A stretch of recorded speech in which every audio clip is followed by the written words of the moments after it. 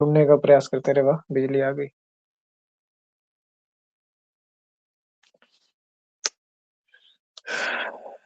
जय भोलेनाथ।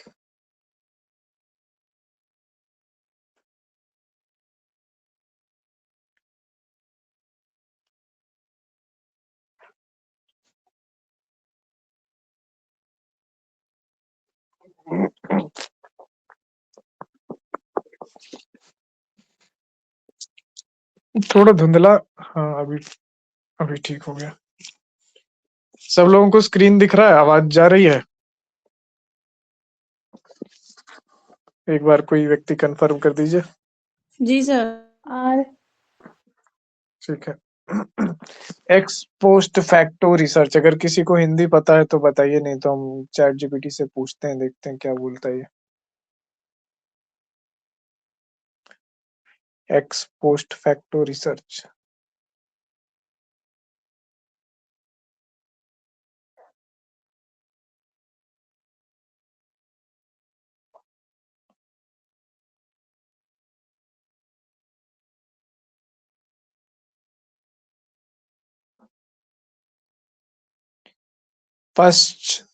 पश्चात तथ्यात्मक अनुसंधान या पश्चगामी अनुसंधान ये बता रहा है।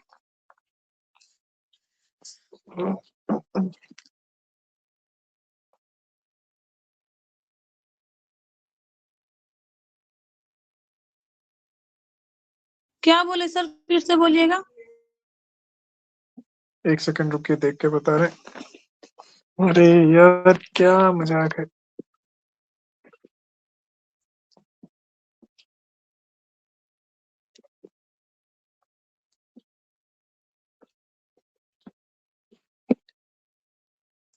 पश्चात तथ्यात्मक अनुसंधान या पश्चगामी अनुसंधान, अभी बोर्ड पे लिखेंगे। अभी बोर्ड खुल जाए पहले तो।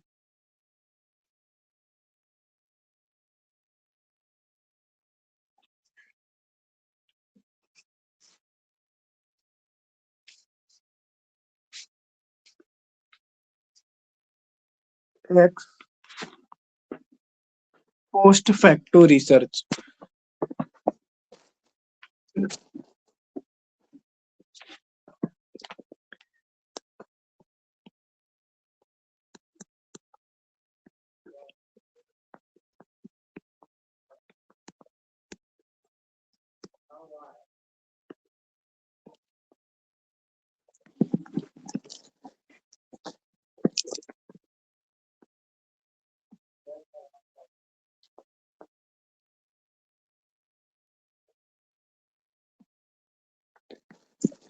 पश्चगामी अनुसंधान।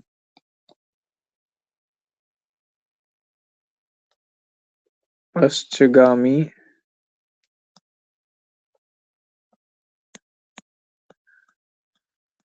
अनुसंधान।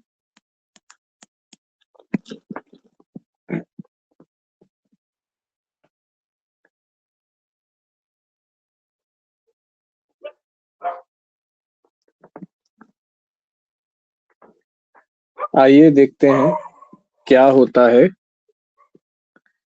पश्चगामी अनुसंधान।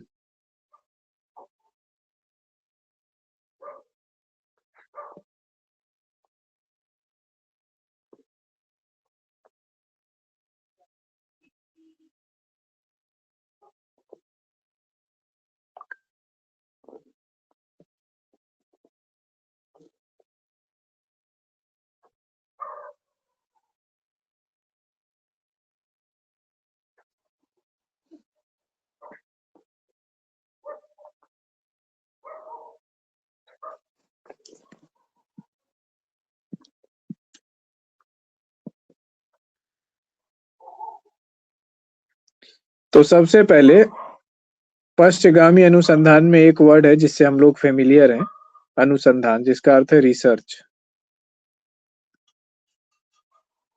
अरे क्या हो जाता है, कुत्ता क्लास एक टाइम होता है एकदम। आप लोग को भी आवाज चली जाती है क्या? जी सर, बहुत आ रही है। क्यों ऐसा पागल कुत्ता लोग पालता है? देसी कुत्ता पाल ले, इससे अच्छा। किसी भी देसी कुत्ता को हम आज तक पागल की तरह करते नहीं देखे हैं।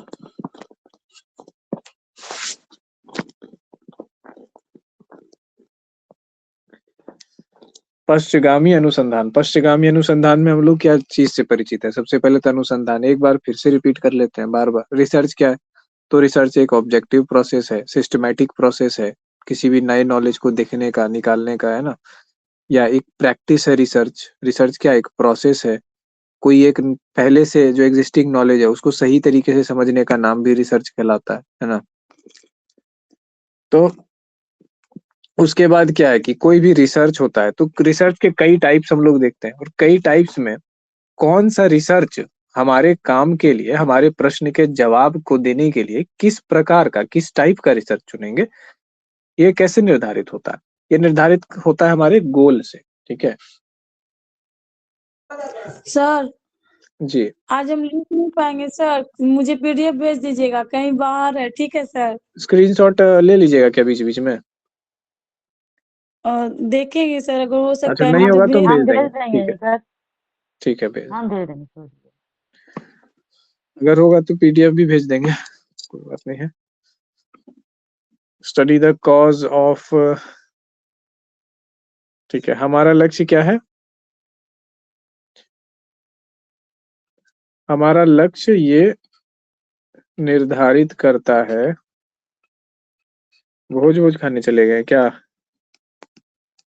निर्धारित करता है कि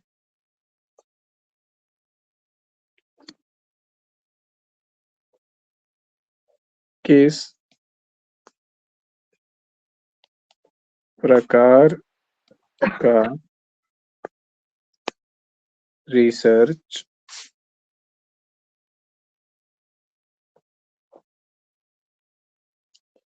डिजाइन हम प्रयोग करेंगे। ठीक है, इसको लिख लीजिए कि ये चीज क्या है कि किस तरह का रिसर्च डिजाइन हम लोग यूज करते हैं, ये किस बात से निर्धारित होता है? ये इस बात से निर्धारित होता है कि हमारे शोध का लक्ष्य क्या है। अब जो है एक्स पोस्ट फैक्टो, तो विभिन्न अलग अलग तरह के शोध हैं। जैसे सर्वे रिसर्च था, तो सर्वे रिसर्च में क्या करना, एक बड़े पॉपुलेशन के बारे में हमको निकालना होता था, कुछ जानकारी निकालनी होती थी, एक कंक्लूजन चाहिए होता था, किसी प्रश्न का जवाब चाहिए होता था किसी एक बड़े पॉपुलेशन के बारे में, तो हम उस पे सर्वे करते थे, छोटा सैंपल लेते थे, विभिन्न सैंपल लेकर के उस पे सर्वे करते हैं।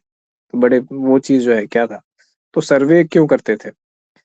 हमारा जो लक्ष्य होता था, हमारा जो रिसर्च का क्वेश्चन है वो डिटरमिन करता है कि किस तरीके का रिसर्च डिजाइन हम लोग यूज करते हैं। तो यही बात है यहाँ पे। तो रिसर्चर हम लोग सर एक्स पोस्ट फैक्टो का भी यूज करते हैं। ठीक है, ईपीएफ रिसर्च जिसको शॉर्ट में हम यहाँ पे बोल रहे हैं, ईपीएफ रिसर्च।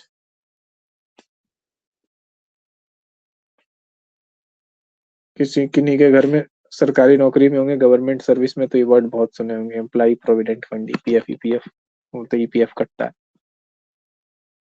तो ये क्या है वो नहीं समझना है हम लोग को। हम लोग को क्या समझना है यहाँ पे? ईपीएफ मतलब एक्स पोस्ट फैक्टो रिसर्च। इसमें तीन वर्ड है। पहला वर्ड है एक्स, दूसरा वर्ड है पोस्ट, और तीसरा वर्ड है फैक्टो। चमकेगा ढेर तुम। पोस्ट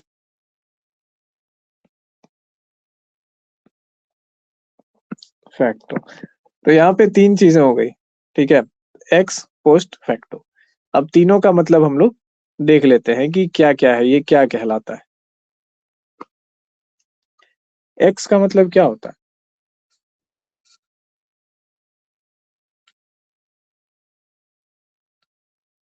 जो बीत गया, एक्स प्रेसिडेंट। हाँ ठीक है, एक्स प्रेसिडेंट पूर्व राष्ट्रपति। ठीक है, एक्स प्राइम मिनिस्टर पूर्व प्रधानमंत्री। ठीक है, तो इस प्रकार से किसी भी चीज के पहले जो है आप एक्स लगा देते हैं, तो क्या होता है कि जो बीत गया वो हुआ। एक्स स्टूडेंट, जैसे हम लोग जो है पीजी डिपार्टमेंट के एक्स स्टूडेंट है, तो यही चीज हो गई। अब इस तरीके से हम लोग ये देख लिए कि जो बीत गया, एक्स का ये मतलब है। पोस्ट का मतलब, पद उसके बाद पोस्ट का मतलब एक पद तो होता है वो, ठीक है, लेकिन यहाँ पे पोस्ट का मतलब है उसके बाद। जैसे प्रीपेड और पोस्ट पेड होता है ना, तो प्रीपेड सर्विस में आप लोग पहले पैसा देते हैं और बाद में सर्विस उठाते हैं।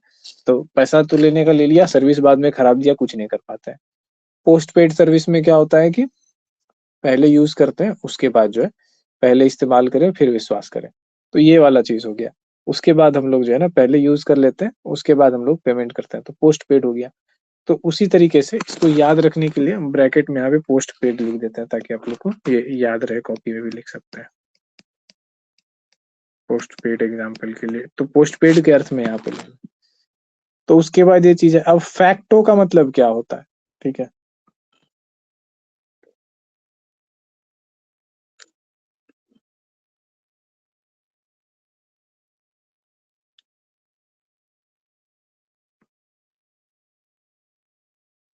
फैक्टो, ठीक है।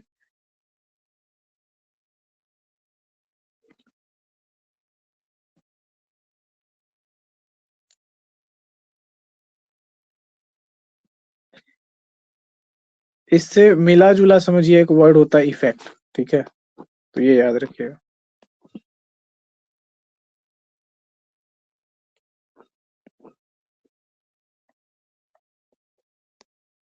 फैक्टो, इफेक्ट मिलता जुलता लग रहा है।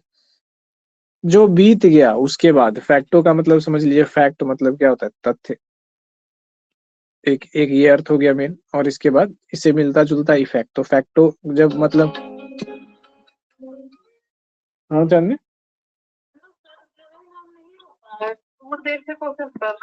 अच्छा एक बार नेट ऑन ऑफ करके देखिए तो रिक्वेस्ट आपका आता है तो हम एक्सेप्ट करते हैं यहाँ से। वही मेरा तो रिचार्ज तो नहीं खत्म हो गया। अब ये तो आप ही ना बता सकते हैं। अगर हमको यहाँ रिक्वेस्ट अगर आएगा तो हम एक्सेप्ट कर लेंगे, हमको आया नहीं है अभी तक आपका। देखेंगे सर, नहीं हो पा रहा है। अच्छा, तो एक बार फिर से आप ऑन मतलब क्या बोलते हैं, फ्लाइट मोड ऑन ऑफ करके एक बार ट्राई कीजिए ना, देखिए तो। अच्छा, आप एक बार फ्लाइट मोड ऑन ऑफ करके ट्राई करके देखिए ना, तो अगर हो जाता है तो। नहीं तो रिकॉर्डिंग हो रही है, कोई दिक्कत नहीं है, ठीक है। एक बार फिर से सर हमको लिंक भेज दीजिएगा, कहीं लिंक तो चेंज नहीं हुआ है। भेज देते हैं हम, ठीक।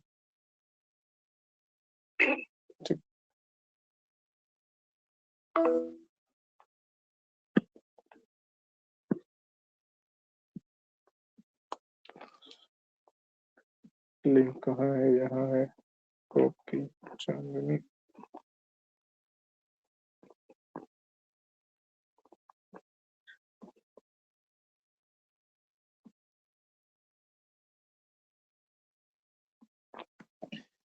चलिए, तो फैक्टो, फैक्टो का मतलब क्या हो गया, तथ्य। जो बीत गया उसके बाद तथ्य, ये तीनों कैसे जुड़ रहा है सर, कुछ समझ में नहीं आ रहा, तो अभी हम समझा देते हैं। तो अब क्या है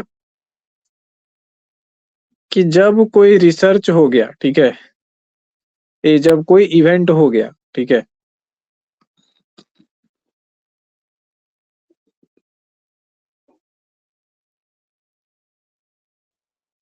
जैसे कोई इवेंट हो गया, मान लीजिए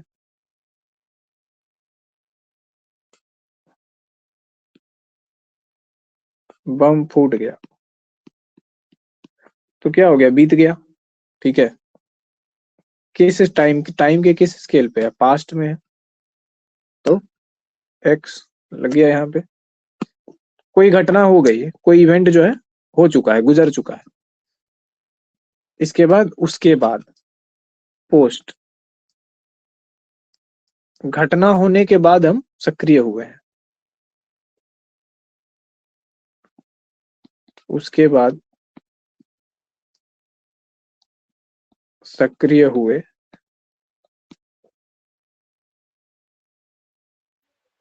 सर ये सब पॉइंट भी लिखना होगा। लिख लीजिए, याद रहने में आसानी होगा, फिर लिखा भी देंगे। और कारण जानने का प्रयास किया, जानने का प्रयास किया। लिख लीजिए, कॉपी में लिखने में क्या दिक्कत है, जितना ये सब मेमोरी क्यूज का काम करेगा अगली बार जब आप रिवाइज करेंगे तो।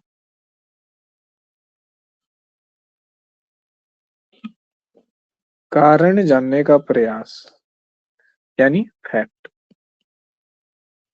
ठीक है। X post facto. तो इसमें क्या करते हैं, जब कोई घटना घट चुकी होती है, ठीक है, और उसके बाद हम हुई घटना का कारण जानने का प्रयास करते हैं, तो इसे हम एक्स पोस्ट फैक्टो रिसर्च कहते हैं। लिख लीजिए आप लोग, जब कोई घटना घट चुकी होती है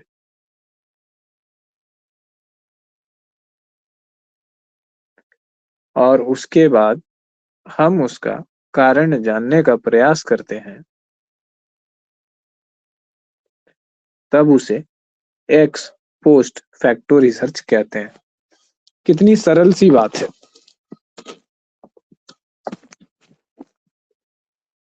लेकिन अंग्रेजी भाषा का अपना रोला है ना, एकदम चौधरियों वाला नहीं होता है वो चीज, रुतबा रोला। किसी भी बात को जो है ना सीधे तरीके से मतलब अगर बोल दिया जाए तो फिर लगेगा कैसे कि अंग्रेजी है, दबदबा बनेगा कैसे, दबदबा बना रहना चाहिए। तो बस अंग्रेजी में ऐसा ही है, ऐसे ऐसे टेढ़े टेढ़े शब्दों का इस्तेमाल करके एक्स पोस्ट फैक्टो रिसर्च इसको बोल दिया गया। इसके लिए कुछ बहुत सरल सा आसान सा जो है ना शब्द यूज किया जा सकता था अंग्रेजी भाषा का। इतनी मतलब ये चीज है।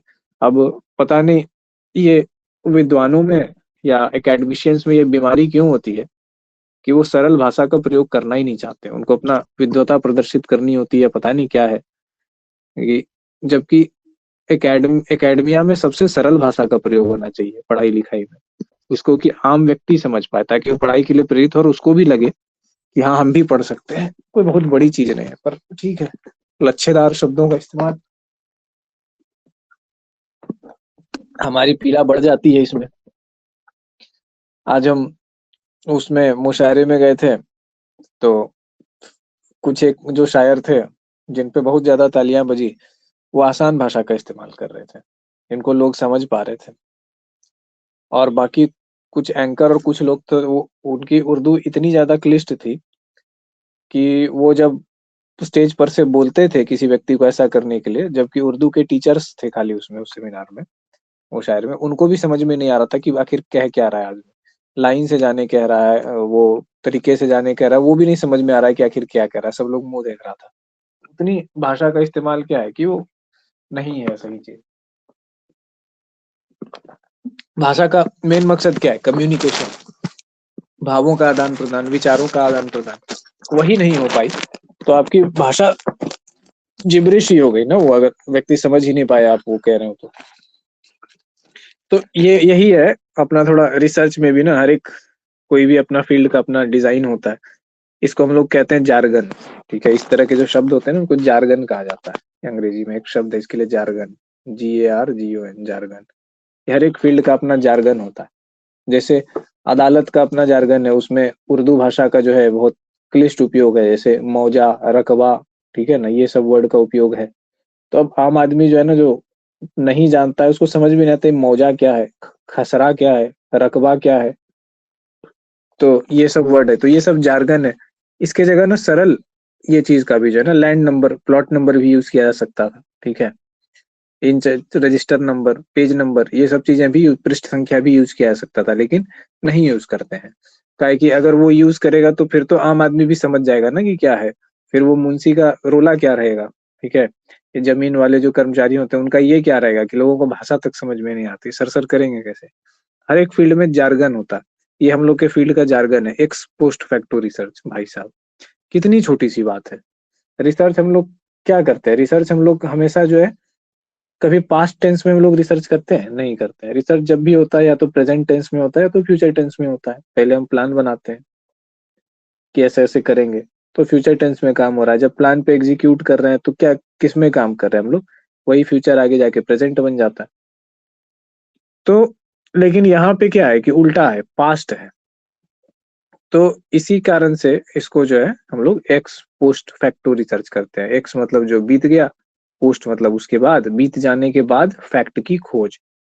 तो दूसरी भाषा में लिख लीजिए, बीत जाने के बाद, घटना बीत जाने के बाद तथ्य की तलाश करना एक्स पोस्ट फैक्टो रिसर्च में आता है।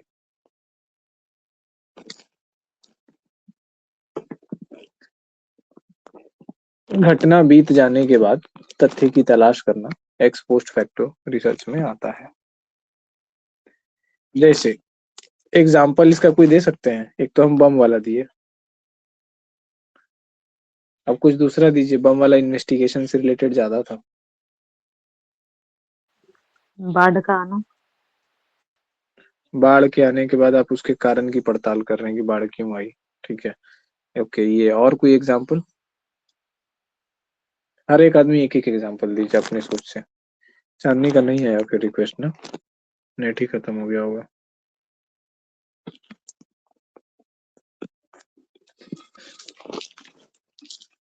आप लोग को कितना नेट चला जाता है क्लास में? 1 GB की? 1 GB से ज्यादा? पता नहीं चलता है सर, वाईफाई लगा। मोबाइल डेटा वाला नहीं है कोई? हाँ है है सर। बात। नहीं सर, नहीं जाता, 1 GB से ज्यादा नहीं जाता। अच्छा। 600-700 इतना ही जाता है। हम्म।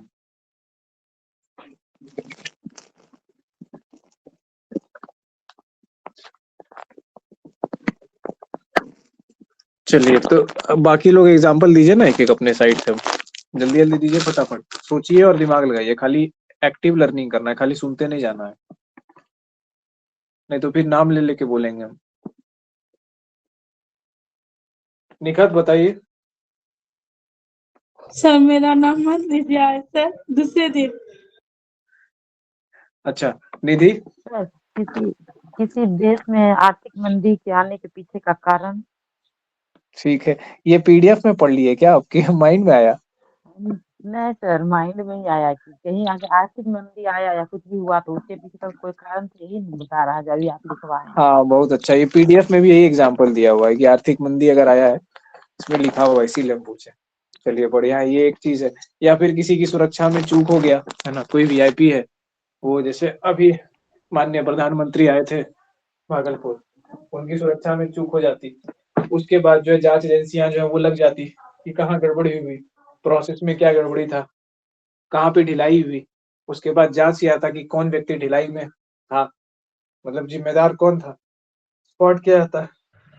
और स्पॉट करने के बाद क्या है, सुप्रीम लीडर को खबर भेजा जाता कि साहब यही था, इसी की ढिलाई की वजह से ऐसा ऐसा हो गया। और आमतौर पर ऐसे लोग कौन होते हैं? जो ईमानदार लोग और साफ सुथरे लोग होते हैं। वेट किया जाता है उनको बकरा बनाने का कि कुछ तो हो जाए। सब लोग मिलके उस पे मत्थे दो समड़ देते हैं कि भैया कांटा साफ हो जाएगा। कि न कमाता है न कमाने देता है।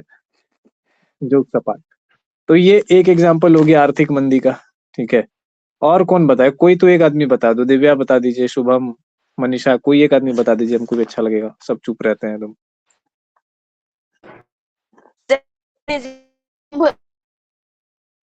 जो दुर्घटना घटी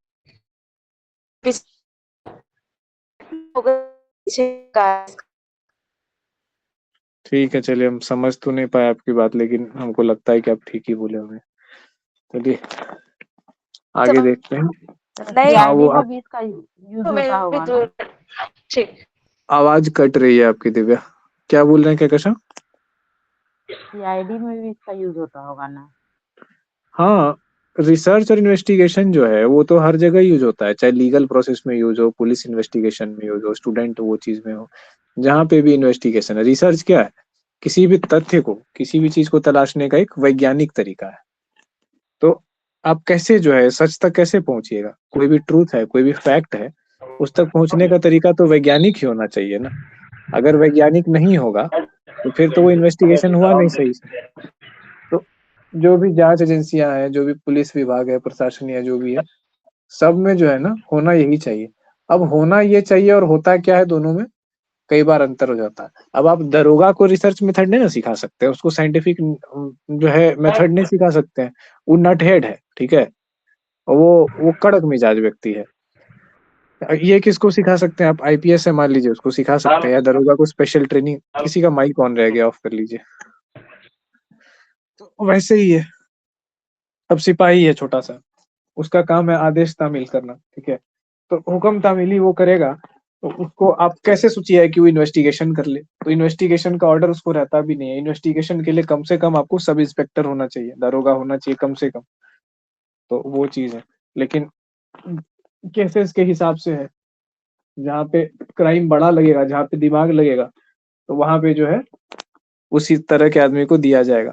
तो अलग अलग टेबल है, अलग अलग रिस्पॉन्सिबिलिटी है, लेकिन मेथड क्या है, सारा मेथड साइंटिफिक वे से ही जाता है। ये एक मेथड है जो कहीं भी इस्तेमाल हो सकता है, मेथड ही सीखना मेन बात है।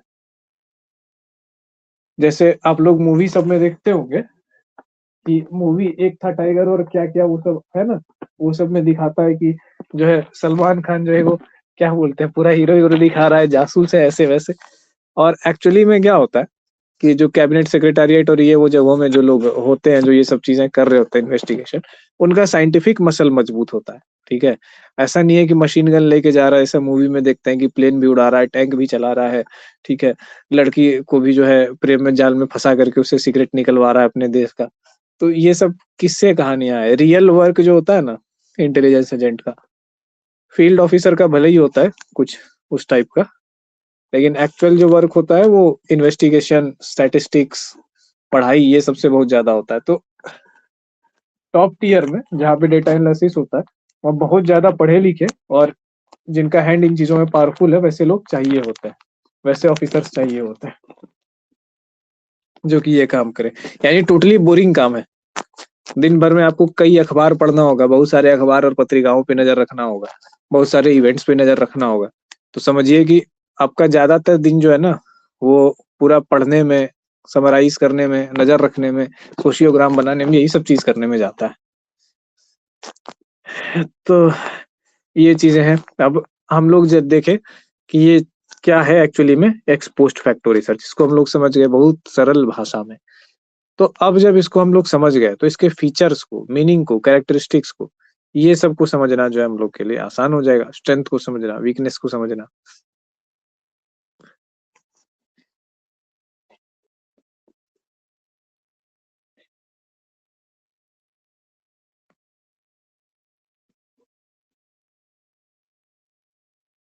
घटना के घटित होने के आधार पर, लिखा है सर घटित, इसको? हाँ लिखिए ना। घटना के घटित, जो भी हम बोर्ड पे लिखते हैं या कार्टून बनाते हैं, कोशिश कर लिया कीजिए कि एकदम पूरा ट्रू कॉपी एकदम आप लोग बना लीजिए। घटना के घटित होने के आधार पर, ठीक है, ईपीएफ रिसर्च के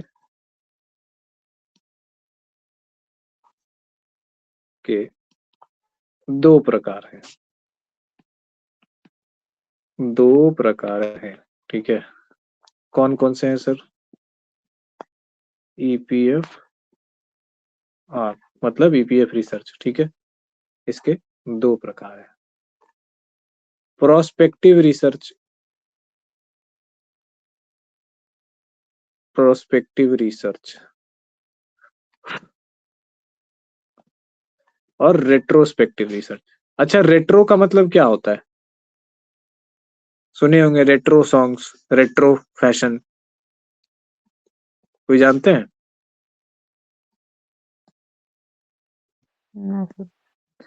रेट्रो का मतलब होता है पुराना, ठीक है, और प्रो का मतलब होता है आगे की तरफ। ठीक है, प्रोस्पेक्टिव, प्रोस्पेक्टिव का मतलब क्या है कि भविष्य को देखने की बात हो रही है। ठीक है, जैसे अगर हम कोई डिसीजन लेते हैं at the moment, decision making, जैसे हम लोग साइकोलॉजी में है तो डिसीजन मेकिंग भी हम लोग के जो है कोर्स और इस चीज का इंटरेस्ट का एक बहुत बड़ा पार्ट होता है कि कैसे हम लोग ह्यूमंस डिसीजन मेकिंग करते हैं। हम लोग की डेली लाइफ से भी जुड़ा है। कोई भी डिसीजन हो, छोटा मोटा, जो है घर से निकलने का, किसी बात को कहने का, किसी चीज को करने का, है ना, कहीं जाने का, कुछ खरीदने का। तो हमारे जो जगने से लेकर के रात में सोने तक जो है कई सारे सैकड़ों डिसीजन हम लोग लेते हैं। तो वो डिसीजन हम लोग कैसे लेते हैं? तो मान लीजिए कि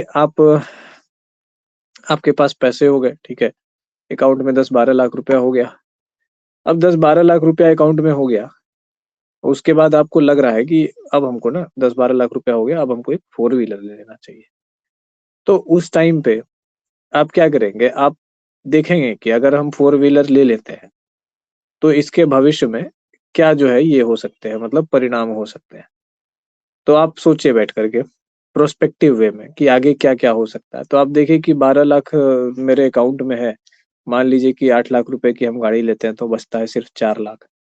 तो 4 लाख मेरे पास बचता है, तो फिर हम इनकम स्ट्रीम को देखेंगे। मेरा जो इनकम का स्ट्रीम है, जो आमद की सोर्स है, जो आय का स्रोत है मेरा, वो कितना रेगुलर है और कितना इर्रेगुलर है। अगर मेरी आमदनी का स्रोत इर्रेगुलर है, हम व्यापारी हैं या ठेकेदार हैं या कुछ भी मेरा ऐसा है कि इर्रेगुलर सोर्स है, तो हम क्या करेंगे? हम सोचेंगे कि भैया अकाउंट में अभी 14 लाख रुपए पड़ा हुआ है, तो और इसको हम ठीक है ले लिए 8 लाख का गाड़ी, तो बचा तो जो है 6 ही लाख रुपया बचा है। फिर पता नहीं कब आएगा, नहीं आएगा, क्या आएगा, तो मेरे पास पूंजी कम हो जाएगी, तो हमको कम ताकत लगेगी और फिर अगर जब नहीं आएगा तो हमको इसी पूंजी से घर चलाना होगा और फिर गाड़ी भी मेंटेन करनी होगी। गाड़ी मेंटेन करना भी महंगा चीज है,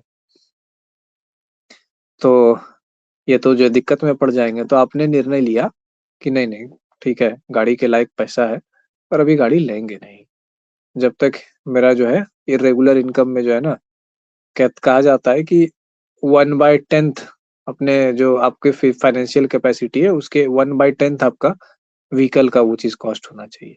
तो जब आपकी फाइनेंशियल कैपेसिटी का 10वां भाग हो जाएगा, ठीक है, यानी कि आपका जो सेविंग्स है या जो भी है, अगर आपका रेगुलर इनकम है, मान लीजिए सरकारी नौकरी है, कुछ भी ऐसा है कि रेगुलर इनकम है, तो आप उसको प्रोस्पेक्टिव देख लो कि हाँ कितने टाइम में इसका 10वां भाग के लगभग मेरा हो जाएगा। तो उतने टाइम बीतने के बाद या फिर पहले से ही उस हिस्से को आप अपने मनी को निकाल करके आप कार ले लो, तो इससे आपका फाइनेंशियल स्टेटस पे कोई प्रभाव नहीं पड़ेगा। तो इस तरीके से हम लोग निर्णय लेते हैं। या तो ये एक निर्णय का तरीका हो गया है ना कि प्रोस्पेक्टिव, अब आगे का सोच करके चल रहे हैं।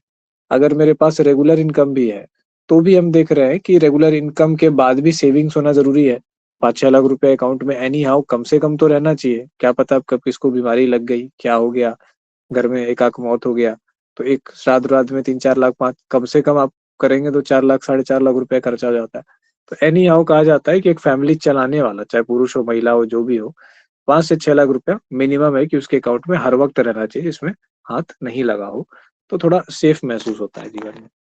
तो आप प्रोस्पेक्टिव होके चल रहे हैं, आप आगे का सोच के चल रहे हो तो आप ऐसे चलेंगे। और अगर आप प्रोस्पेक्टिव होके नहीं सोचेंगे तो आप क्या करेंगे?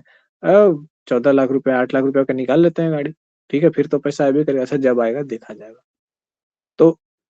तो ऐसे जो पुरुष होते हैं जिनमें थोड़ी स्थिरता वाला वो चीज नहीं होता, उनका जीवन में सिर्फ एक ही उद्देश्य होता है कि रोला जमाना है सब पे, ठीक है, सबको बताना है कि देखो हम थोड़ा स्टेटस वाले ही है। वो चाहे कर्जा करके, चोरी करके, ठगी करके भी कहीं से पैसा ले आओ, पूरा चमक में रहो। तो वो इस तरीके से नहीं सोचेंगे, तो नहीं सोचेंगे तो क्या करेंगे? आगे नुकसान में जाएंगे। प्रोस्पेक्टिव वर्ड का यही इस्तेमाल है कि भविष्य की सोच करके, आगे की सोच करके चलना, प्रोस्पेक्टिव का यही मतलब है। कोई भी निर्णय हम ले रहे हैं तो उसको हम लोग उसके प्रोस्पेक्ट्स को सोचते हैं। कहते हैं ना, before you make a decision think about it's prospects. उसके प्रोस्पेक्ट्स को सोचिए कि उसके क्या क्या परिणाम हो सकते हैं, क्या असर हो सकता है।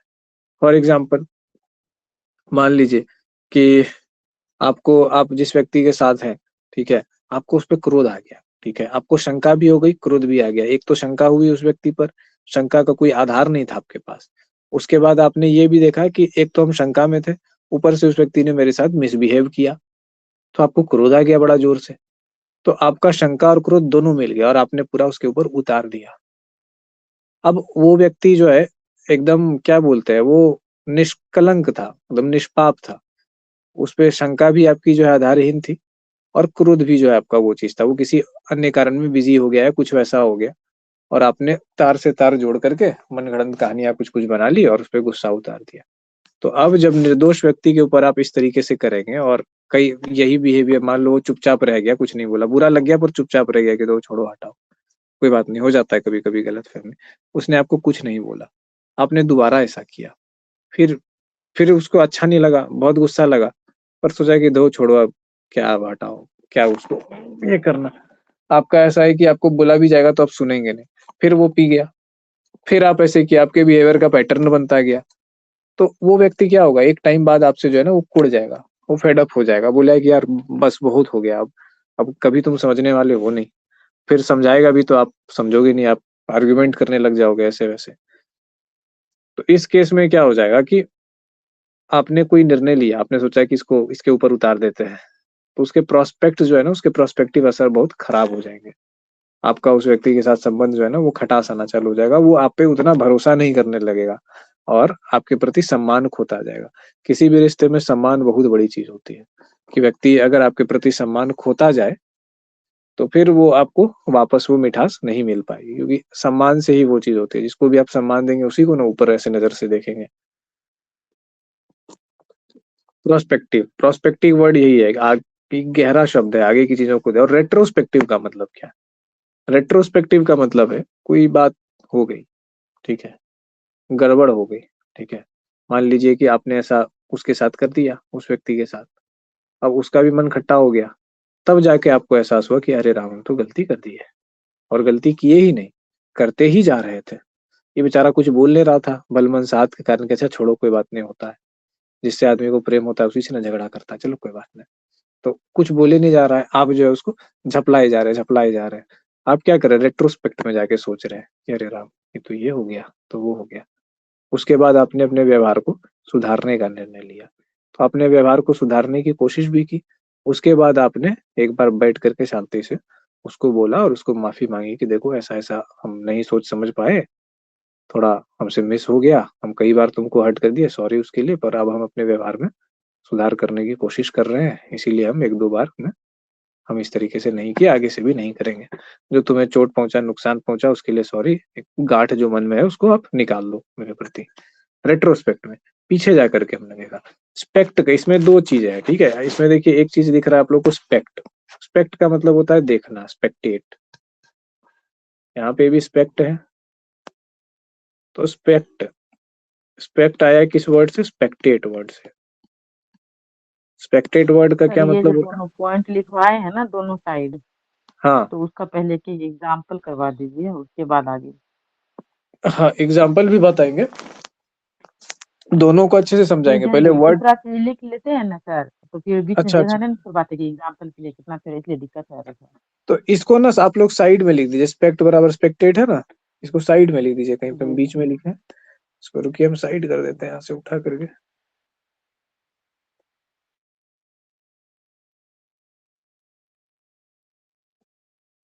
स्पेक्ट का अर्थ होता है स्पेक्टेट।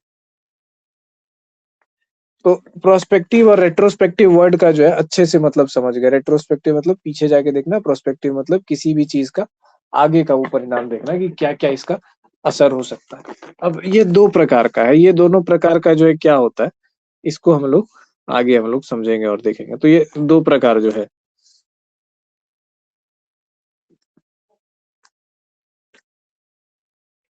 प्रोस्पेक्टिव रिसर्च का एक एग्जांपल जैसे देखते हैं हम लोग, बीच में खींच दिए लकीर।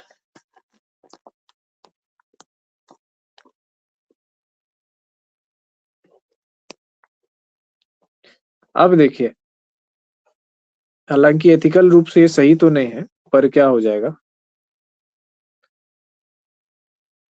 रिसर्चर को स्मोकिंग पे रिसर्च करना है और प्रोस्पेक्टिव वे में करना है, ठीक है। एक्स पोस्ट फैक्टो ईपीएफ तो है, लेकिन दो डिजाइन है इसका। एक डिजाइन जो है प्रोस्पेक्टिव है रिसर्च डिजाइन, और दूसरा रेट्रोस्पेक्टिव रिसर्च डिजाइन है। तो जब फ्यूचर पोटेंशियल रिजल्ट किसी चीज का हम लोग निर्धारित करना चाहते हैं, मतलब कोई घटना हो गई, ठीक है, उसका भविष्य पर, भविष्य में आने वाली चीज पर क्या प्रभाव पड़ेगा, इसको लिख लीजिए। जब कोई घटना हो गई तो उसका आने वाले भविष्य पर क्या प्रभाव पड़ेगा, इसका अध्ययन प्रोस्पेक्टिव रिसर्च डिजाइन के अंतर्गत आता है।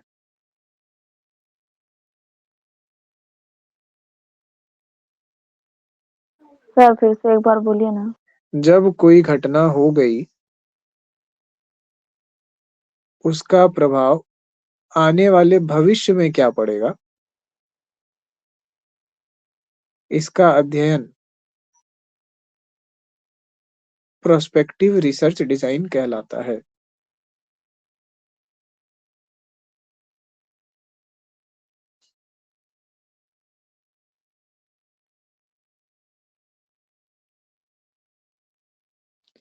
अब जैसे स्मोकिंग है, ठीक है, स्मोकिंग कर लिया आदमी, तो फ्यूचर में इसका क्या असर पड़ सकता है? फ्यूचर में इसका ये असर पड़ सकता है कि व्यक्ति को कैंसर हो सकता है। अभी भागलपुर का जो AQI है, जो एयर क्वालिटी है इंडेक्स, उस पे गवर्नमेंट ने डेटा दबाने के लिए ऐसे लोगों में, कुछ लोगों में ऐसे कही हुई बात है, कुछ निश्चित बात तो नहीं है, कुछ लोगों के बीच ऐसी अफवाह भी कह सकते हैं, अफवाह कहिए या जो भी कहिए, कुछ लोगों का ऐसा मानना है, हम ये नहीं जानते कि ये सच है या नहीं है, कि ऑफिस को आदेश मिलता है कि एपीआई को 500 पे कैप कर दो, मतलब अगर 500 से ऊपर जाता है तो तुम एपीआई मत दिखाओ, एक्यूआई मत दिखाओ। एक्यूआई क्या होता है? एयर क्वालिटी इंडेक्स होता है कि वायु प्रदूषण कितना गंदा है।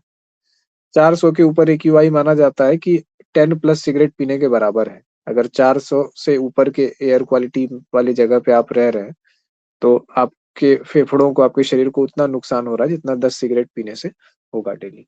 ठीक है, उसके धुएं से इतना नुकसान होगा। जो कि भागलपुर में हम लोग रहते हैं तो 400 प्लस ही लगभग एक्यूआई रहता है। किसी किसी दिन बारिश पड़ जाती है तो सुबह से दोपहर तक एक्यूआई कम रहता है, अदरवाइज भागलपुर का ऐसा ही है। तो अब क्या है कि researcher wants to examine the effects of excess of smoking. तो जैसे स्मोकिंग है, स्मोकिंग कर लिया आदमी, तो इसका फ्यूचर में क्या हो सकता है, इसके बेसिस पे जो है ना हम लोग रिसर्च, घटना घट गई पहले, उस घटना के अंदर हम लोग क्या कर रहे हैं, देख रहे हैं, जांच कर रहे हैं कि क्या क्या बदलाव आए और भविष्य में क्या हो सकता है। तो ये हो गया प्रोस्पेक्टिव रिसर्च। रेट्रोस्पेक्टिव में क्या है कि कारण ढूंढते हैं। ठीक है,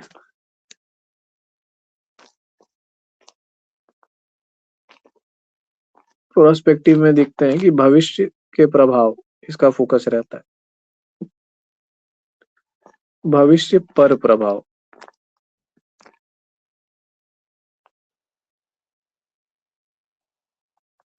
और इधर क्या है, घटना का कारण, घटना का कारण। तो भविष्य पर प्रभाव एक में देख रहे हैं और एक में पीछे जाके घटना का कारण देख रहे हैं कि ऐसा, ऐसी घटना आखिर क्यों हुई। ठीक है, दो चीज जो है, दो टाइप के इसमें रिसर्च डिजाइन आते हैं। तो दूसरे का एग्जाम्पल जैसे हम लोग क्या देख सकते हैं, जैसे अभी हम लोग बताए बम फूट गया था, तो उसका जो है पीछे जाकर के देखे कि क्या क्या चीज हो सकती है। 10 लोगों को पकड़ के लाए, कौन कौन आदमी है, थाना का फाइल उल्टाए, देखे कि किसका किसका नाम जो है इन चीजों में आता है, कौन कौन आदमी है जिसको बम बनाने की जानकारी है, कहाँ कहाँ पे जो है बम बनने का अड्डा वगैरह पकड़ा गया है। वहां पे जाती है गाड़ी, सबको पकड़ पकड़ के उठा के लाती है थाने में, सबसे सबको डंडा लगाती है, पूछती है। आखिर जिसके पास बम बनाने की जानकारी होगी उसी के पास से तो कहीं और जाएगी ना, जिसके पास बम बनाने का सामान होगा, जिसको पता होगा, जिसको जानकारी होगी, जो बनाते हुए पकड़ा गया है, उसको पूरा पता होगा कि कहाँ से यूरिया उठाना है, कहाँ से पोटाश उठाना है। ठीक है, कहाँ से, कांटी तो सब जगह मिलता ही है, शीशा भी सब जगह, बोतल मिलता ही है। तो ये सब चीजें जो है कहाँ कहाँ से उठाएंगे और बम बनाएंगे, सारी चीजें उसको पता होनी चाहिए। तो उसको पता होगी, किसी और को बताएगा, तो सबको जो उठा के पकड़ के लाया जाता है और बढ़िया से जो है ना सबको एकदम केचप की तरह स्क्वीज करके अंदर का इंफॉर्मेशन निकाला जाता है। और फिर मालूम चल जाता है कि जो है कौन व्यक्ति जो है, क्या कोई नया खिलाड़ी शामिल हुआ है या पूरा नई खिलाड़ी इसमें शामिल था ऐसी घटनाओं। तो आप क्या करते हैं, ऐसे लोगों को पकड़ के निकालते हैं, इसीलिए हिस्ट्री मेंटेन किया जाता है थाने में हमेशा क्रिमिनल्स का।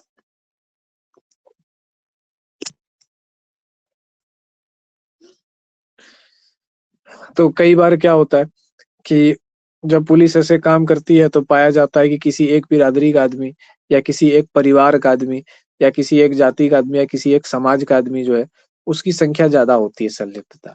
तो इसके कारण पुलिस की सोच क्या बन जाती है कि टाइटल देख लिया, नाम देख लिया, तो उसके बाद उसको डाउट हो गया तो भी जाके उठा लेता है कि नहीं हो ना हो इसके फैमिली ट्री से कनेक्टेड हो। तो ऐसे में कितने इनोसेंट लोग भी जो है ना इन चीजों की भेंट चढ़ जाते हैं। तो आप क्या देख रहे हो, रेट्रोस्पेक्टिव में घटना का कारण पता करने के लिए आप क्या करोगे कि पीछे जाओगे हिस्ट्री में, जो जो फैक्टर्स हैं सारे फैक्टर्स की पड़ताल करोगे। ठीक है, उस घटना को घटने के पीछे जो फैक्टर्स हैं, फैक्टर्स की पड़ताल होगी। यहाँ जो व्यक्ति थे, जो पॉसिबल फैक्टर्स थे, है ना, जो लोग जरायम पेशा लोग हैं, जुर्म को जो लोग अपना पेशा बना लिए, पेशेवर है वो लोग, तो वो लोग क्या करते हैं कि उन लोगों को पकड़ा जाता है। बेल पे भी घूम रहा है तो भी जाके उठा के ले आएगा। ये बताओ जी।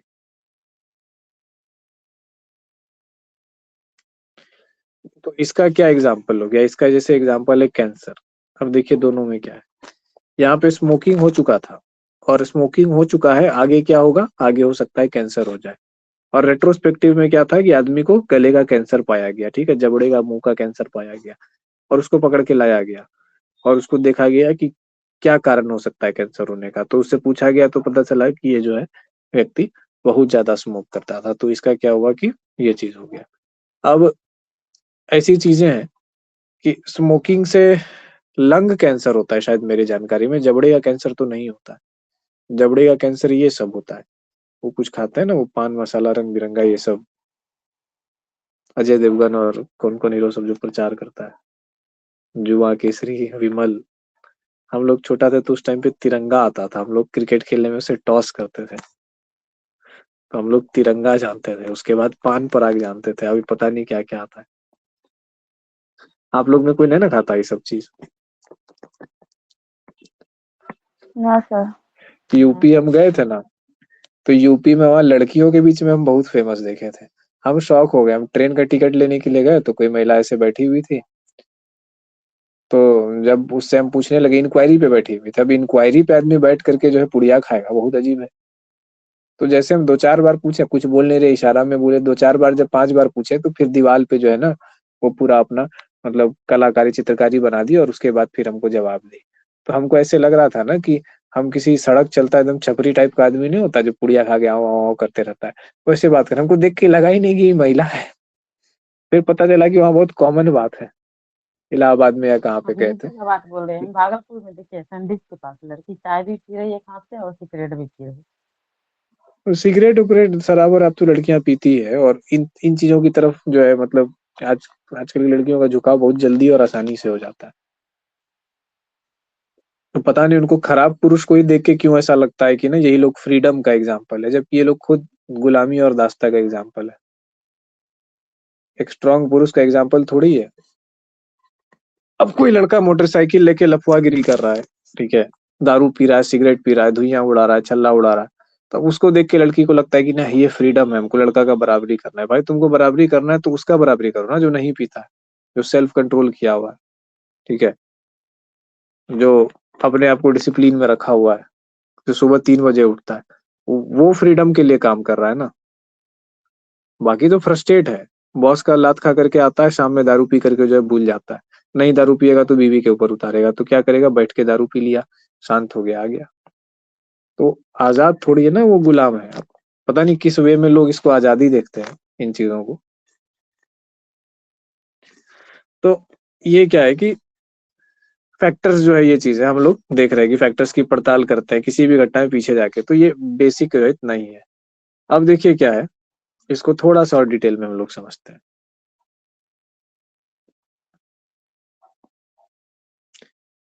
इसमें जो इफेक्ट हो गया, रेट्रोस्पेक्टिव रिसर्च में जाकर के देखिए, है ना, जो परिणाम हो गया, परिणाम तो फिक्स हो गया, परिणाम हो चुका है, नहीं हो चुका है, घटना घट चुकी है, परिणाम आ चुका है, तो परिणाम को बदला जा सकता है क्या? नहीं बदला जा सकता है। नहीं। तो परिणाम को नहीं बदला जा सकता है, ये बात जो है इसमें ध्यान रखना है। बाकी रिसर्चेज में क्या होता है, जो इंडिपेंडेंट वेरिएबल होता है उसको कंट्रोल कर करके हम लोग परिणाम को बदल देते हैं, है ना, कि उसको बढ़ाएंगे घटाएंगे, जैसे कुत्ता को वो करते थे, ट्रेन करते हैं ना उसमें कंडीशनिंग वाले वो चीज में। तो जिस हिसाब से आप कंडीशन कीजिएगा उस हिसाब से क्या होगा कि परिणाम चेंज होगा। तो आप इंडिपेंडेंट वेरिएबल को चेंज करते हैं, क्यों? डिपेंडेंट वेरिएबल को चेंज करने के लिए। अब इंडिपेंडेंट और डिपेंडेंट वेरिएबल ना लोगों को कई बार बहुत ज्यादा कंफ्यूजन हो जाता है। हम बहुत छोटा सा एग्जांपल, आपको बहुत सरलता से एग्जांपल देते हैं। y बराबर 2x है, हमको y का वैल्यू चेंज करना है, तो क्या करेंगे, x का वैल्यू चेंज करेंगे। तो x हो गया इंडिपेंडेंट वेरिएबल, इंडिपेंडेंट वेरिएबल, और y क्या हो गया, डिपेंडेंट वेरिएबल, यानी जो डिपेंड कर रहा है किस पे, x के वैल्यू पे।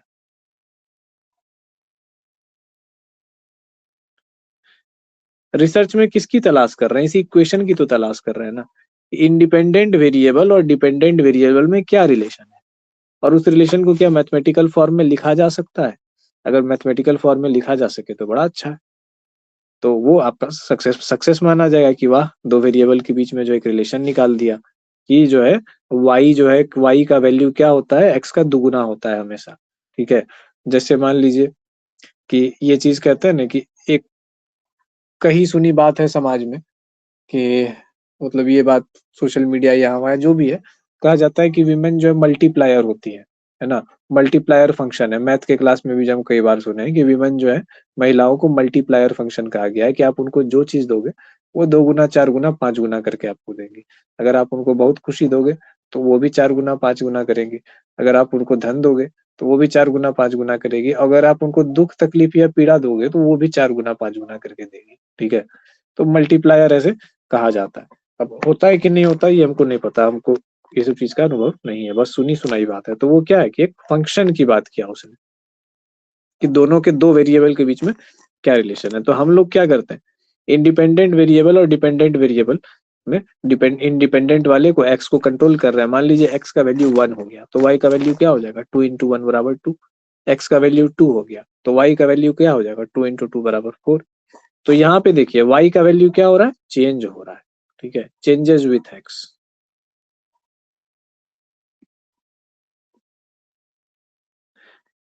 ठीक है, ये चीज है।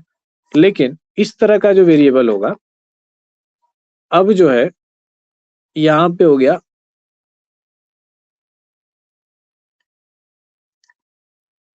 इसका, देखिए 3 बराबर 2x। अब आप x, ये जो फंक्शन है ये कितना अजीब फंक्शन है, इसमें y की जगह पे 3 आ गया, इसका वैल्यू फिक्स हो गया, चेंज होगा ही नहीं। अब नो चेंज। इस मैथमेटिकल रिलेशन में आप देखेंगे x का वैल्यू, ये कह रहा है कि x का वैल्यू बेटा तुम कितना भी चेंज कर लो ना, y हमेशा 3 ही रहेगा। तो इस तरीके की जो चीजें हुई, अगर आपको क्वेश्चन घुमा करके पूछता है और मैथमेटिकल फॉर्म में जो ऐसे करके बताता है या कोई फॉर्मूला ऐसे दे देता है, बोलता है कि एक रिसर्च निकला। ठीक है, एक रिसर्च किया गया, उस रिसर्च में जो है 3 फैक्टर्स ए बी सी है या 2 फैक्टर्स है ए और बी है और उनके बीच में ये रिलेशन पाया गया। तो जहां इस तरीके का रिलेशन देखिए है कि y चेंज नहीं हो सकता है, y फिक्स है, यानी जो आउटकम है वो फिक्स हो गया, डिपेंडेंट वेरिएबल फिक्स हो गया। तो उसको हम लोग क्या कहते हैं, उसको हम लोग कहते हैं रेट्रोस्पेक्टिव रिसर्च डिजाइन। तो लिख लीजिए इस वाले में, रेट्रोस्पेक्टिव रिसर्च में।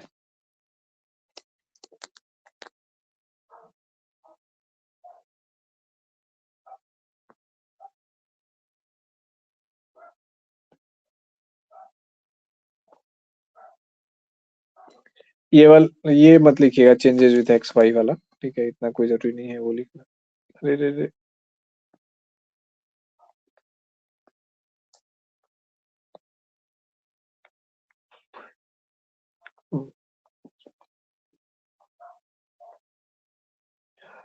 तो इसमें लिख लीजिए रेट्रोस्पेक्टिव रिसर्च में कि डिपेंडेंट वेरिएबल फिक्स होता है और डिपेंडेंट वेरिएबल फिक्स होता है और इंडिपेंडेंट वेरिएबल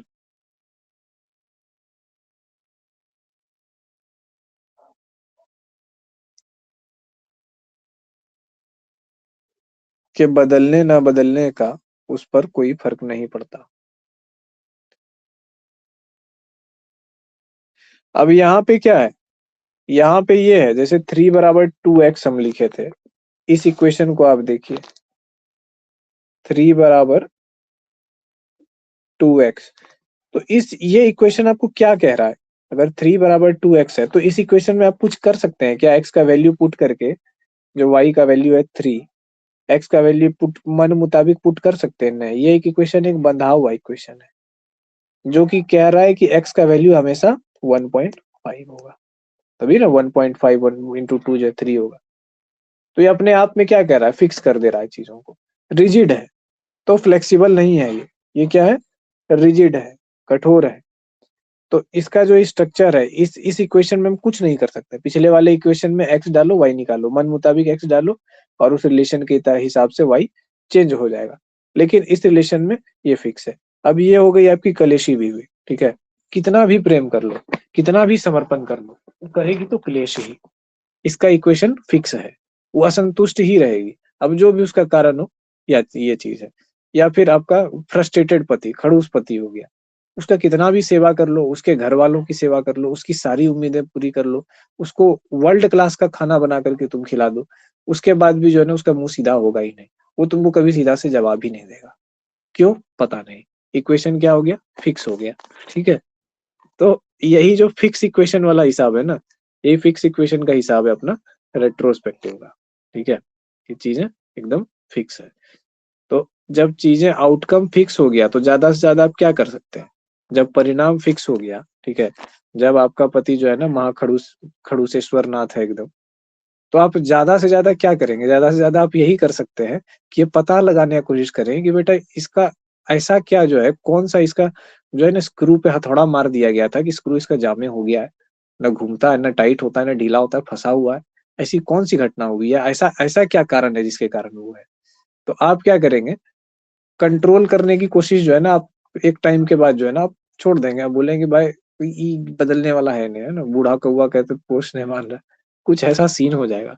अब तो आप ये करोगे कि आप फैक्टर जानने का प्रयास करोगे, यही है एक्स पोस्ट फैक्टो रिसर्च। ठीक है, जो हो गया वो हो गया, ज्यादा से ज्यादा जो है ना क्या हुआ ये जान के खाली समझ सकते हो, तो उससे जो हो गया, तो इससे ये अगर ये पता चल गया कि कुछ घटना ऐसे पास्ट में हुई है ना, या कुछ ऐसा हुआ, या इस बेचारे को जो है ना, कि इसको कभी किसी ने जो है ना कोई भाव ही नहीं दिया बचपन से, ये अच्छा समझदार व्यक्ति था या कुछ भी था, नहीं भी था, इसको सबने उठल्लू बना करके रखा, जीवन भर उसको कोई साइकोलॉजिकल सपोर्ट नहीं मिलेगा। हर एक व्यक्ति को ना थोड़ा ये तो चाहिए होता, कोई उससे ढंग से बात कर ले, कोई उसकी बात का वैल्यू रख ले। परिवार में देखिएगा बहुत टॉक्सिक माहौल होता है, किसी किसी आदमी को ना सब लोग स्केपगोट बना देता है, टारगेट कर लेता है। कोई एक थोड़ा अगर अलग हो गया व्यक्ति, तो उसका थोड़ा सोच विचार अलग हो गया, परिवार में नहीं मिल रहा है, तो सब लोग उसको जो है ना घेर करके एकदम, वो कोई भी बात बोलेगा तो सब उसका उल्टे बात बोलेगा, चाहे कितना भी सही बात हो। कोई एक मिनट के लिए नहीं सोचेगा कि क्या कहने की कोशिश कर रहा है, इसका दृष्टिकोण क्या है। नहीं, तो ऐसा आदमी स्केपगोटेड हो जाता है बेचारा। स्केपगोटेड हो गया तो उसके कारण क्या हो गया, उसके अंदर फ्रस्ट्रेशन बिल्ड हो गया, वो इस बात से बहुत ज्यादा कन्विंस हो गया कि पूरी दुनिया में हमको ना तो मेरा कोई अपना है, ना कोई हमको समझ सकता है। बस वो बंद कर लिया अपने चारों तरफ दरवाजा, एक पिरामिड बना लिया, उसके अंदर कैद हो गया। तो इस तरह का व्यक्ति, तो आप क्या करेंगे? ज्यादा से ज्यादा आप उन चीजों को, घटनाओं का पड़ताल करने का प्रयास करें कि जो ऐसा हो गया है, कि मेरे मत्थे जो मड़ गया ये बला, ये आफत, ठीक है, परिवार वालों ने मर दी, तो ये ऐसा हुआ क्या है, ऐसा क्यों हुआ? आप बात करेंगे, आप आसपास के लोगों को ऑब्जर्व करेंगे, आप उसका इतिहास जानने का प्रयास करेंगे कि क्यों ऐसा हुआ, फैक्टर्स को जानने का प्रयास करेंगे। तो आप क्या कर रहे हैं? आप कारण पता लगाने की कोशिश कर रहे हैं। एक्स पोस्ट फैक्टो रिसर्च में क्या है? कारण पता लगाने का कोशिश कर रहे हैं कि ऐसा हुआ क्यों।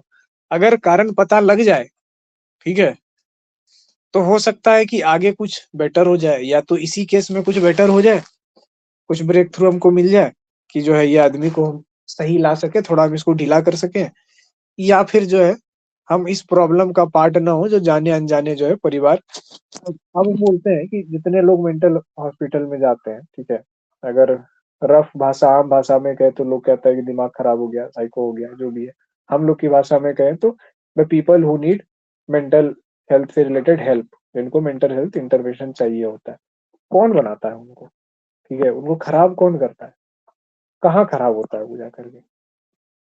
ठीक है, किस माहौल, किस परिवेश में खराब होता है? ऐसा तो नहीं कि इन्वायरमेंट जो है एकदम एकदम निर्दोष है, आदमी है पूरा साइको होता है, कोई सुसाइड करके मर गया तो आदमी ये गलत था, आदमी कमजोर था, ऐसे था वैसा था। समाज में देखते हैं ना, सब अपना पल्ला झाड़ देता है। इसके कारण क्या होता है? मेंटल हेल्थ का सिचुएशन और खराब होता है। तो एटलीस्ट आप जानेंगे कि क्या क्या फैक्टर्स थे, तो आपको इतना तो संतोष हो जाएगा कि जीवन में I would never be a part of problem. मैं कभी प्रॉब्लम का पार्ट नहीं होऊंगा, मैं सॉल्यूशन का पार्ट होऊंगा। जीवन में अगर आप कुछ नहीं कर सकते, कोई बड़ा काम नहीं कर सकते, आईएएस नहीं बन सकते हैं, आईपीएस नहीं बन सकते हैं, कुछ कुछ भी आपको जो लगता है बहुत महत्वपूर्ण है, बहुत बड़ा है, वो नहीं कर सकते हैं, तो इतना हर आदमी कर सकता है ना कि वो प्रॉब्लम का पार्ट ना बने। सॉल्यूशन का पार्ट भी अगर तुम ना बनो तो कोई बात नहीं, प्रॉब्लम का पार्ट मत बनो। जितने लाइफ में, जितने भी जगह सोसाइटी में, जितने भी जगह प्रॉब्लम्स हैं, उनका पार्ट बनने से तुम केवल अवॉइड कर दो, और अपने मित्र या अपने आसपास को भी ना प्रेरित करो कि वो प्रॉब्लम का पार्ट ना बने। तो देखो अपने आप समाज क्या हो जाएगा, हेल्दी हो जाएगा। कम से कम ये जानकारी तो होगी क्या था, किस चीज को फोकस किया, फैक्टर्स का पड़ताल किया। तो सर क्या ये यूजलेस था फैक्टर्स की पड़ताल? नहीं, यूजलेस नहीं था। अब इसको एक दृष्टिकोण से आप देखो तो कहोगे नहीं, जो घटना बीत गई अब उसमें झांक करके देख करके क्या मिलेगा? अरे बहुत कुछ मिलेगा। एक्सपोर्ट पोस्ट अगर नहीं मिलता तो ये रिसर्च का एक डिजाइन थोड़ी ना होता। तो उससे लर्निंग मिलती है, उससे लेसन्स मिलता है, तो ये चीज हो गई। ठीक है, अब यहाँ पे एक क्वेश्चन हम पूछते हैं आप लोगों से। इसमें डिपेंडेंट वेरिएबल तो फिक्स है, क्या इंडिपेंडेंट वेरिएबल को कंट्रोल किया जा सकता है रेट्रोस्पेक्टिव में? सोच के बताइएगा। इंडिपेंडेंट वेरिएबल तो फिक्स हो गया, रिजल्ट तो हो चुका है, घटना घट चुकी है। नहीं, इंडिपेंडेंट नहीं, सॉरी, डिपेंडेंट वेरिएबल तो फिक्स हो गया, घटना घट चुकी है, उसको तो बदला नहीं जा सकता है। तो जो इंडिपेंडेंट है उसको बदला जा सकता है क्या?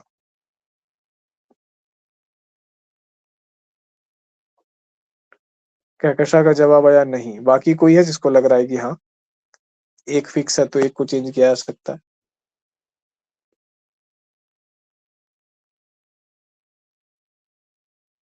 ऐसा लग रहा है किसी को? जवाब सही है, नहीं चेंज किया जा सकता।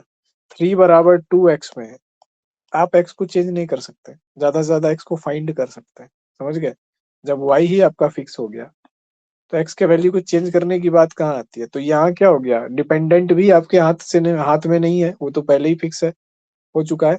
इंडिपेंडेंट भी आपके हाथ में नहीं है। तो ये एक ऐसा रिसर्च डिजाइन है जिसमें दोनों में से किसी भी वेरिएबल को कंट्रोल नहीं किया जा सकता है। बन गया एक जबरदस्त क्वेश्चन। पूछ देगा अगर एग्जाम में कि इनमें से कौन सा रिसर्च डिजाइन है जिसमें वेरिएबल्स को कंट्रोल नहीं किया जाता है, दिमाग घूम जाएगा देख करके। बच्चा सोचेगा कि नेट एग्जाम के जिस दिन चैलेंज विंडो निकलेगा ना, 200 रुपया दे करके इस क्वेश्चन को क्लेम करेंगे। लेकिन पता होना चाहिए कि क्या है आपका इंडिपेंडेंट और डिपेंडेंट और कैसे ये रिसर्च से एसोसिएट करता है। तो अगर आपको क्लैरिटी होगी तो आप बहुत क्लियर, बहुत सहज है कि रेट्रोस्पेक्टिव है, इसमें क्या है, इंडिपेंडेंट और डिपेंडेंट दोनों मेरे हाथ से बाहर है, हम सिर्फ कारण की तलाश कर सकते हैं। ठीक है, तो रेट्रोस्पेक्टिव रिसर्च में लिखिए, इसमें सिर्फ कारण की तलाश की जाती है, वेरिएबल्स को कंट्रोल नहीं किया जाता।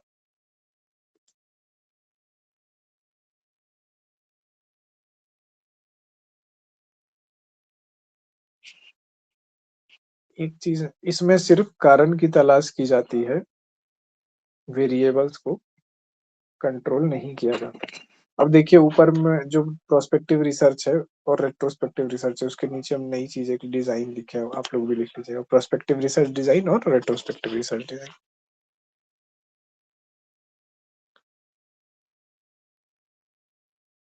ये हो गया। उसके बाद एक चीज और लिख लीजिए,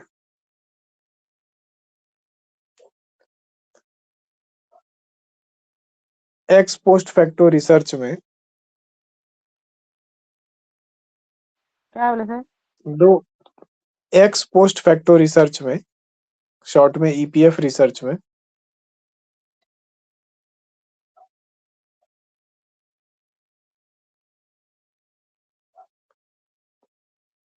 केवल दो वेरिएबल के बीच रिलेशन को समझने का प्रयास किया जाता है। एक्स पोस्ट फैक्टो रिसर्च में दो वेरिएबल के बीच रिलेशन को समझने का प्रयास किया जाता है। अब ये रेट्रोस्पेक्टिव में तो हम लोग समझ गए, अब आ जाइए प्रोस्पेक्टिव में। घटना घट गई, जब घटना घट गई तो यहाँ भी क्या हो गया, डिपेंडेंट वेरिएबल फिक्स हो गया। जब घट चुकी है तो इंडिपेंडेंट वेरिएबल भी पास्ट में जाकर के टाइम मशीन बना के तो आप पीछे जाके चेंज कर नहीं सकते हो, इसमें भी फिक्स हो गया।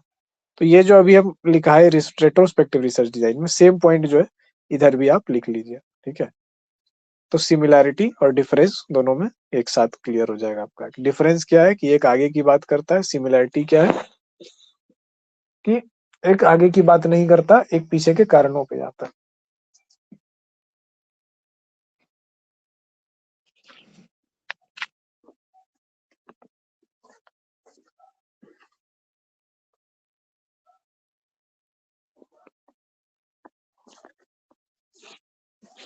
यहाँ तक सबको स्पष्ट है, समझने में किसी को कोई कंफ्यूजन, कोई दिक्कत?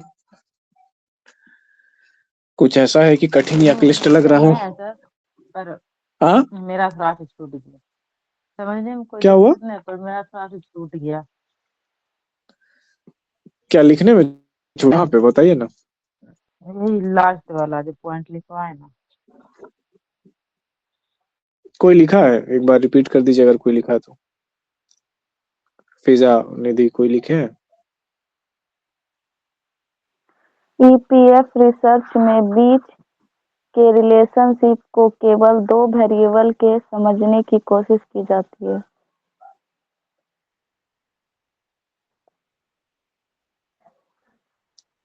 दो वेरिएबल के बीच के रिलेशन को समझने की कोशिश की जाती है। ईपीएफ रिसर्च में केवल दो वेरिएबल के बीच के रिलेशन को समझने की कोशिश की जाती है।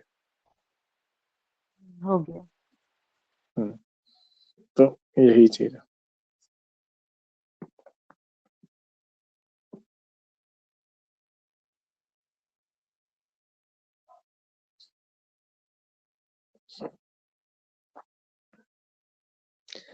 अब देखिए, हम लोग हमेशा जो रिसर्च में बोला जाता है, रिसर्च में एक चीज हमेशा बोली जाती है, कोरिलेशन इज नॉट काउजेशन। आप लोग सुने ये लाइन? कोरिलेशन जब पढ़े होंगे तो मैम पढ़ाई होंगी या सर पढ़ाए होंगे। Correlation is not causation. Viveka sir से तो पढ़े ही होंगे आप लोग, याद है कि नहीं? जी सर। गजब का लेकिन था सर का हिसाब किताब, रोज आता था बच्चा सब। इतना स्पीड लिखाते थे ना, हाथ में भी दर्द होता था, छूटता भी था और बोलना भी नहीं पड़ता था, छूट गया। लेकिन उन्हीं के कारण स्पीड भी बढ़ जाता था ना। और स्टैट्स पढ़े हैं विवेका सर से? हाँ स्टैटिक है। तो सबसे मेमोरेबल तो वही क्लास रहता होगा नहीं? जब तक समझ में आता था तब, फिर पूछने में भी डर लगता था। बाप रे बाप, ऐसा सर हम लोग पूछ लेते थे सर। हाँ, ऐसा चिल्लाते थे ना सर, कुर्सी उर्सी सब फेंकने उकने लग जाते थे पूरा एकदम। हम लोग के अरे सामने बोलते थे कभी क्लास ऐसा से नहीं बाहर किए चले सर। जाओ।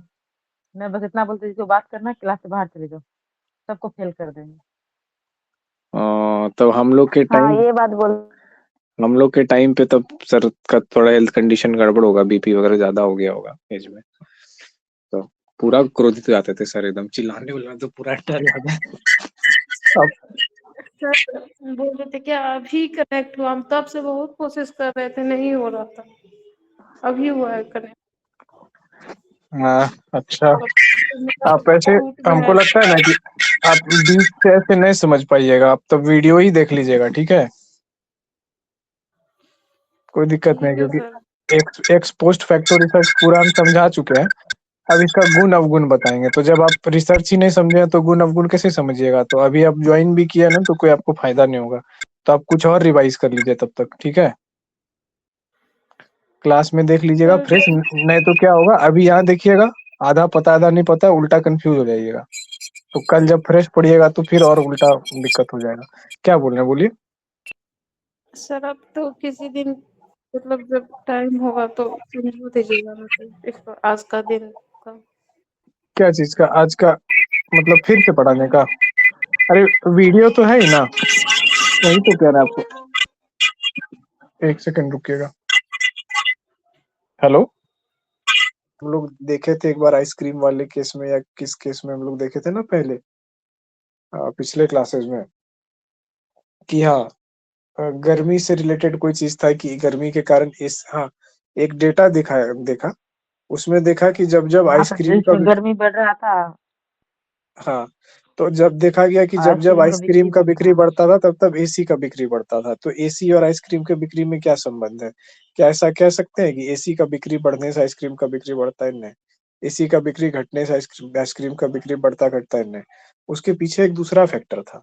क्या फैक्टर था? कि गर्मी एक फैक्टर था। तो क्या होता है ना, कोरिलेशन को हम लोग का दिमाग कई बार कॉजेशन समझ लेता है। जैसे आम आदमी है, ठीक है? तो हम लोग क्या है, आम ज़िंदगी जीने वाले लोग नहीं, हम लोग मेंटोस ज़िंदगी जिएँगे।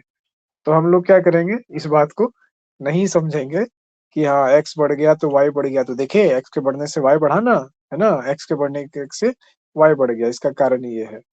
अब ऐसा हो गया कि मान लो, जैसे पर परिवार में आप देखिएगा, 2 आदमी अगर एक भाषा बोल रहा है, दोनों का नज़रिया एक है और दोनों में कोई संवाद नहीं भी है, तो क्या कहता है, फलाना कान फूका है, ठीक है? वही इसको भड़काया है, वही इसको ये चीज़ किया। हो क्या रहा है, वहाँ कोरिलेशन हो रहा है। तो जब रिसर्च मेथड पढ़ी हुई लड़की आपके घर की बहू बनेगी, ठीक है? तो वो देखेगी कि क्या हो रहा है कि मेरी सास में और सास की गोतनी में कोरिलेशन है, काउजेशन है कि नहीं पता नहीं। एक का असंतोष बढ़ता है तो दूसरे का भी असंतोष बढ़ता है, या ऐसा हो सकता है कि एक के दुखी होने से दूसरे को सुख होता है। 2 में ही कोई रिलेशन होता है। गोतनी दुखी है तो माँ सुखी है, माँ सुखी है तो गोतनी दुखी है। तो ये वाला चीज़ देखने को मिल रहा है। तो आप क्या देख रहे हो कि आप कोरिलेशन देख रहे हो। अब वो कॉज़ेशन है कि नहीं? आम आदमी क्या कर रहा है? उसको क्या कह रहा है कि देखो, माँ दुखी होती है तो गोतनी को बड़ा अच्छा लगता है, वो बहुत सुखी है। अरे तेरी का! बहुत दुष्ट है ये चाची, ये औरत जो है ना बहुत दुष्ट है एकदम, उल्टा है ये। तो आपने उसको कॉजेशन समझ लिया और उसको अपनी ज़िंदगी का डेविल और विलेन बता बता दिया। अब अब अगर आप इस जब कंक्लूज़न पे नहीं पहुँचते और आप इन्वेस्टिगेटिव अप्रोच से देखते, तो पता चलता है कि कभी-कभी समय का संजोग ही ऐसा है कि जब-जब मेरे घर में मातम या झगड़ा वाला माहौल होता है, तब-तब उसके घर में किसी का हैप्पी बर्थडे या गुड न्यूज़ या कुछ वैसा हो जाता है, तो खुश दिखाई पड़ती है। तो हमको लगता है कि ये मेरे घर में कलेश हो रहा है तो बहुत चमक रही है, बहुत खुश है।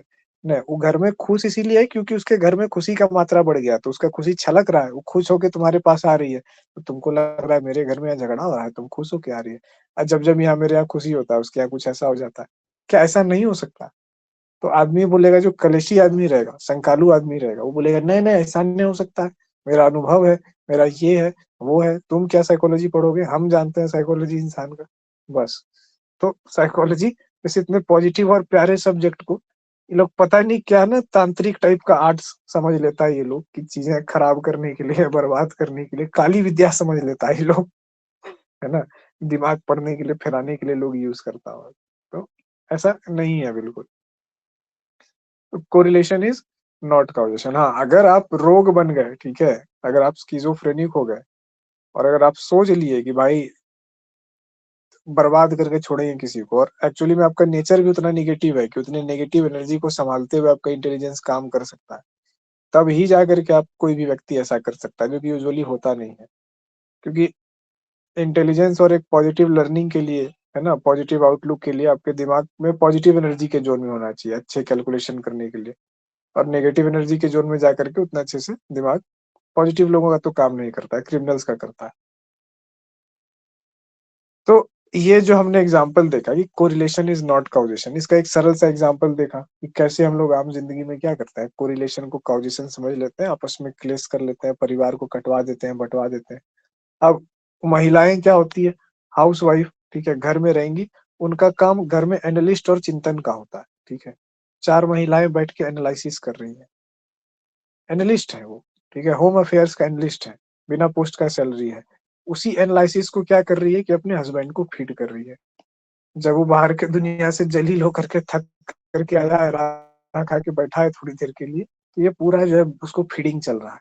ये एनालिसिस है, ऐसा है, वैसा है। अब वो भी क्या करेगा, उसका आँख, कान, नाक तो उसकी वाइफ है, सुन रहा है बेचारा। सुनते-सुनते कभी न कभी, किसी न किसी दिन चार्ज हो जाएगा। अब थर्ड पर्सन जो यहाँ से देख रहा है इसको, ठीक है?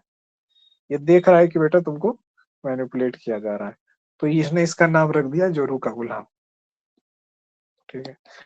फनी इवेंट है, आसान सा इवेंट है। इसके माध्यम से हम लोग समझने का कोशिश करते हैं कि कैसे जो है कोरिलेशन कभी काउज़ेशन नहीं बन सकता है, ठीक है?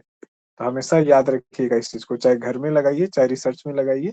आपको स्थिर और पेशेंस के साथ जो है बुद्धि लगाना है, चीज़ों को करना है, तब आप प्रॉब्लम सॉल्वर बनते हैं। प्रॉब्लम सॉल्वर नहीं बनना है, ठीक है? नहीं प्रॉब्लम सॉल्व करना है, हमको नहीं बनना है ईसा मसीह, हमको क्रूस पे नहीं चढ़ना है, ठीक है? हमको गांधी नहीं बनना है, हमको गोली नहीं खाना है। तो कम से कम गांधी नहीं बनो तो गोडसे भी तो मत बनो, ठीक है ना? ये तो रहना चाहिए ना कि गांधी नहीं बनेंगे तो गोडसे भी नहीं बनेंगे। ईसा मसीह नहीं बनेंगे तो कोई शैतान भी नहीं बन जाएंगे हम। वो क्रूस पे चढ़ाने वाला जो राजा था, संत को क्रूस पे चढ़ा दिया। क्या बिगाड़ दे रहा था संत उसका? वेश्यावृत्ति खत्म कर रहा था, प्रेम का पाठ पढ़ा रहा था, बोल रहा था इतना नफरत मत करो। तो उस राजा को बड़ा दिक्कत हो रहा था उससे। काउजेशन समझ लेते हैं, ठीक है, इसको लिख लीजिए आप लोग। अब इसमें कारण ही खोजने चले हैं। पूरा एकदम फोकस मेरा पे कि कारण मिल जाए, कारण मिल जाए। एक शिकारी की तरह ताक में बैठे हुए हैं, ठीक है। जैसे बचपन में हम लोग, वो नहीं होता था कि चिड़िया फंसाने के लिए डलिया में से डंडा लगा करके रखते थे और कहीं जाके घुस जाते थे, उसमें रस्सी लगा हुआ होता था, ताक में रहते थे दोपहर में गर्मी की छुट्टी में। करेंगे क्या? चिड़िया फंसा। तो देखे हुए हैं दोपहर में ऐसे भी गार्जियन लोग को नींद आता है गर्मी में और हम लोग को सोना रहता नहीं था। तो छत पे चढ़ के यही काम करते थे, जहाँ पे गेहूं सूखने दिया गया है पहुंच गए, गेहूं भी वाच कर रहे हैं, वो भी काम हो गया और चिड़िया फंसाने का भी अपना सेटिंग है। उसके बाद जब चिड़िया फंस गया तो उसके बाद जाते थे, उसके बाद इस उम्मीद से कि जो चिड़िया को पकड़ा जाएगा, उससे दोस्ती किया जाएगा, उसको समझाया बुझाया जाएगा, उसको प्यार किया जाएगा, खिलाया जाएगा, तो चिड़िया दोस्त बन जाएगी। तो फिर जहां जहां जाएंगे चिड़िया उड़ के जाएगी। तो बचपन का अपना हम लोग का अनोखा फैंटेसी। पर ऐसा कुछ होता नहीं था। जाते थे, चिड़िया डरा हुआ होता था, उड़ जाता था। कुछ टाइम के बाद पता चलता था कोई चिड़िया नहीं फंसने लगा। तो क्या है कि जब आप उस मानसिकता से बैठे होते हैं कि ये बेटा चिड़िया आएगा, जल्द आएगा और हम कैप्चर कर लेंगे, तुरंत खींच लेंगे, डलिया में फंसा लेंगे उसको, तो आपका दिमाग पहले से जो है ना लपकने के लिए रेडी बैठा है कि एकदम मिले तो हम लपक लें। तो आप क्या करेंगे? कोरिलेशन को कॉजेशन समझ लेंगे। एक के साथ जहां दूसरा चीज बढ़ता हुआ दिखाई दिया तो बस तुरंत दिमाग आपका कंक्लूड कर देगा, क्योंकि दिमाग ने एकदम फिल इन द ब्लैंक्स की तरह खाली जगह करके बैठा है कि जल्दी से कुछ आए, जगह भरे और हम कुछ संतुष्ट करें। तो ये चीज है। तो ये एक सबसे बड़ा डेंजर है, क्योंकि उस टाइम पे आप उसी माइंड सेट में होते हैं, आपको कारण ही खोजना होता है। और उस तरह पे जब कोई चीज कारण से नजदीक लगती है तो आपको लगता है कि यही कारण हो सकता है, ठीक है। जैसे बचपन में जिसके माता पिता को स्ट्रेस मैनेजमेंट नहीं आता है, माता पिता को तो छोड़ दीजिए, जब युवा कोई नहीं आएगा, हमको आपको स्ट्रेस मैनेजमेंट नहीं आता है, स्ट्रेस को हेल्दी वे से निकालने नहीं आता है, एंगर को हेल्दी वे से अगर निकालने नहीं आता है, हम भी ये सोचते हैं कि जो मेरा पार्टनर है उसके पास जाके मुंह खोल के भड़ास निकाल देते हैं। आप भी ये सोचते हैं तो फिर ठीक हो जाता है, पार्टनर भी बुरा ना हो। वो बहुत गंदा तरीका है। आप पोयम लिख लो, आप गाना गा लो, ठीक है, आप अपना ईश्वर का नाम भज लो, कुछ भी कर लो हेल्दी वे में। स्ट्रेस में नहीं समझ में आता है, शरीर को बुरे तरीके से थका दो, ठीक है, देखो स्ट्रेस कहाँ चला जाता है। दौड़ जाओ, 4 किलोमीटर दौड़ जाओ, जब गुस्सा है ना, चले जाओ मैदान में, जूता उता ट्रैक सूट पहन करके दौड़ लगा लो, देखो उसके बाद आधे घंटे दौड़ने के बाद कहाँ जाता है गुस्सा और नेगेटिविटी, सब साफ हो जाता है। तरीके बहुत है। तो ये क्या है कि हम लोग अगर पेरेंट्स के तौर पे खुद ही स्ट्रेस मैनेजमेंट नहीं जान रहे हैं, तो बच्चा जो है देख रहा है कि माँ बाप चिढ़ा हुआ है, बच्चा गया, पप्पा पप्पा देखिए कागज का फूल बना है, जाओ यहाँ से, कागज का फूल बनाया। तो बच्चे को क्या लगेगा? बच्चे को यही लगेगा कि मेरा पप्पा को हमसे मतलब नहीं, हमसे प्यार नहीं करता। हम कितना बढ़िया से पप्पा कागज का फूल बनाए सीखे, तो सबसे पहले हमको लगा कि पप्पा को जाके दिखाएंगे और पप्पा को देंगे, और पप्पा जो है झिड़क के भगा दिया, ठीक है। तो बच्चे को क्या लग रहा है? देखो, कोरिलेशन था वहां। बच्चा समझ पाएगा ये कोरिलेशन कॉजेशन नहीं है? नहीं। बच्चा क्या समझेगा कि मेरा पापा हमको प्यार नहीं करता, पापा को अच्छा नहीं लगता है कि वो क्रिएटिविटी और ये वो करे। उसके अंदर बैठेगा डर, उसके बाद वो बनाना छोड़ देगा, अपने उसके फैकल्टीज का जो डेवलपमेंट होना वो नहीं होगा हर एक जगह पे।